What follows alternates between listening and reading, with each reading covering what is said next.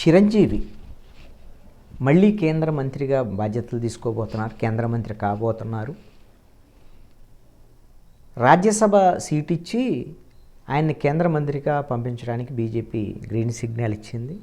నరేంద్ర మోడీ కూడా అందుకు green signal ఇచ్చారు అనేటువంటిది ఒక పెద్ద చర్చ జరుగుతుంది. ఎందుకు ఈ చర్చ వచ్చింది అని అంటే,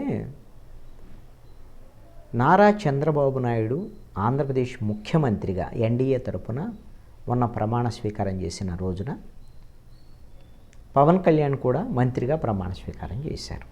ఆ సందర్భంగా ఒక అరుదైనటువంటి దృశ్యం అందరినీ బాగా ఆకట్టుకుంది.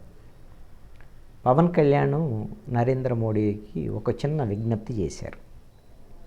ఆ విజ్ఞప్తి ప్రకారంగా నరేంద్ర మోడీ పవన్ కళ్యాణ్తో కలిసి చిరంజీవి కూర్చున్న దగ్గరకు వచ్చి చిరంజీవిని తీసుకొని ఇద్దరిని, ఒకవైపున చిరంజీవిని ఇంకొక వైపున పవన్ కళ్యాణ్ ఇట్లా చేతులు ఎత్తి వాళ్ళిద్దరితో కలిపి ప్రజలకు అభివాదం చేశారు. ఇద్దరిని వెన్నుతట్టి ప్రోత్సహించారు. అంటే పవన్ కళ్యాణ్ తన అన్న మీద ఉన్నటువంటి ఆత్మీయతతో చిరంజీవి దగ్గరికి ప్రధానమంత్రిని తీసుకెళ్లారు. ప్రధానమంత్రి కూడా ఒకవేళ అంత పవన్ కళ్యాణ్ ఏదో రిక్వెస్ట్ చేస్తే వెళ్ళారని కాదు, చిరంజీవి అంటే ప్రధానమంత్రికి కూడా అభిమానమే. గతంలో అల్లూరి సీతారామరాజు విగ్రహ ఆవిష్కరణ సందర్భంగా గోదావరి జిల్లా భీమవరంలో జరిగినటువంటి సభకు కూడా ప్రధానమంత్రి సభలో చిరంజీవి కూడా పాల్గొన్నారు. ఆ రోజున చిరంజీవితో చాలా ఆత్మీయంగా మాట్లాడినటువంటి సందర్భం కూడా చూసాం.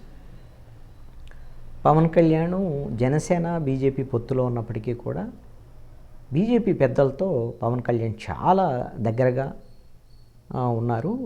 చాలా సందర్భాల్లో బహిరంగ సభల్లో కూడా ప్రధానమంత్రి నరేంద్ర మోడీ పవన్ కళ్యాణ్ ఉద్దేశించి పవన్ జీ అంటూ కూడా చాలా గౌరవంగా మాట్లాడినటువంటి సందర్భం.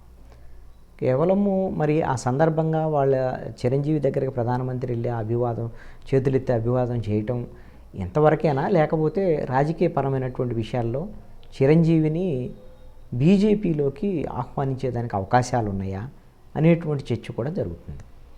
ఒకవైపున పవన్ కళ్యాణ్ జనసేన పార్టీ ఇప్పుడు 21 ఎమ్మెల్యే సీట్లు, 2 ఎంపీ సీట్లు గెలిచినటువంటి నేపథ్యం, జనసేన బలంగా ఉన్నటువంటి ఈ పరిస్థితుల్లో చిరంజీవి బీజేపీలో చేరితే అది రాంగ్ సిగ్నల్ వెళ్ళేదానికి కూడా అవకాశాలు ఉండొచ్చు. అందుకనే బహుశా బీజేపీలో చేరకుండానే ఒక సినిమాకు సంబంధించినటువంటి పెద్ద హీరో, ఆయన పద్మభూషణు, ఈ విధంగా చిరంజీవికి రాజ్యసభ రాష్ట్రపతి కోటాలో బహుశా రాజ్యసభ ఇచ్చి ఆయన్ని కేంద్ర మంత్రిగా చేసేదానికి కూడా అవకాశాలు ఉండొచ్చు అని చర్చ జరుగుతుంది.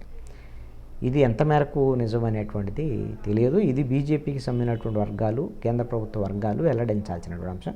చిరంజీవి అయితే, చిరంజీవి కానీ పవన్ కళ్యాణ్ కానీ దీని మీద ఇంతవరకు ఏమీ ప్రస్తావన చేయలే.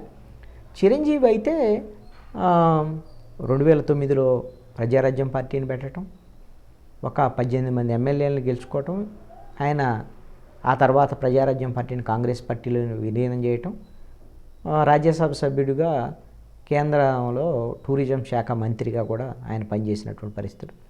ఆ తర్వాత ఇప్పుడు సినిమాలు తీసుకుంటున్నారు. 151వ సినిమా దగ్గర నుంచి మొదలుపెట్టి ఇప్పుడు సినిమాలు తీసుకుంటూ ఉన్నారు. ఇప్పుడు విశ్వంబర షూటింగ్ జరుగుతున్నట్టుంది. అయితే రాజకీయాల్లో అయితే అంత యాక్టివ్గా లేరు. కాంగ్రెస్ పార్టీలో సభ్యత్వం ఉందని కాంగ్రెస్ వాళ్ళు అంటారు, కానీ ఈయన కాంగ్రెస్ పార్టీ సమావేశాలకు కానీ ఎక్కడా వెళ్ళినట్లేదు. ఈ ఎన్నికల్లో మాత్రము పవన్ కళ్యాణ్కి నేరుగా సపోర్ట్ చేశారు, జనసేనకు సపోర్ట్ చేశారు. చిరంజీవి యువత కానీ, చిరంజీవి ఫ్యాన్స్ కానివ్వండి, మెగా ఫ్యాన్స్ కానివ్వండి, అందరూ జనసేన పార్టీకి పూర్తి స్థాయిలో సపోర్ట్ చేసినటువంటి పరిస్థితి అయితే ఉంది. మరి ఈ పరిస్థితుల్లో మళ్ళీ చిరంజీవి రాజకీయ పునరాగమనం ఉంటుందా, లేదు అంటే వివిధ రంగాలకు సంబంధించినటువంటి ప్రముఖులకి ఏ విధంగా అయితే రాజ్యసభ ఇచ్చి వాళ్ళకి మంత్రులు తీసుకునేటువంటి దానికి అవకాశం ఉండొచ్చు. ఆ విధంగా తీసుకుంటారా ఏమిటి అనేటువంటిది చూడాలి. బీజేపీకి అయితే ఇది కొంత రాజకీయంగా కలిసి వచ్చేటువంటి అంశం. ఒకవేళ చిరంజీవికి రాజ్యసభ ఇచ్చి ఆయన మంత్రిని కూడా చేస్తే బీజేపీ పుంజుకోవటానికి ఆంధ్రప్రదేశ్లో జనసేన బీజేపీ కలిసే ఉన్నాయి కాబట్టి, తెలుగుదేశం కూడా కలిసి ఉంది. ఇప్పుడు ముగ్గురు కలిసే ప్రభుత్వాన్ని ఏర్పాటు చేస్తున్నారు కాబట్టి బీజేపీకి కూడా ఇది కొంత కలిసి వచ్చేటువంటి అంశంగానే ఉండొచ్చు. మరి ఇలాంటి శుభవార్త మెగా ఫ్యాన్స్కి బీజేపీకి సంబంధించినటువంటి పెద్దల నుంచి ఏమైనా అందుతుందా? చిరంజీవి మళ్ళీ కేంద్ర మంత్రిగా మళ్ళీ మెరవబోతున్నారా ఏమిటి అనేటువంటిది భవిష్యత్తులో చూద్దాం.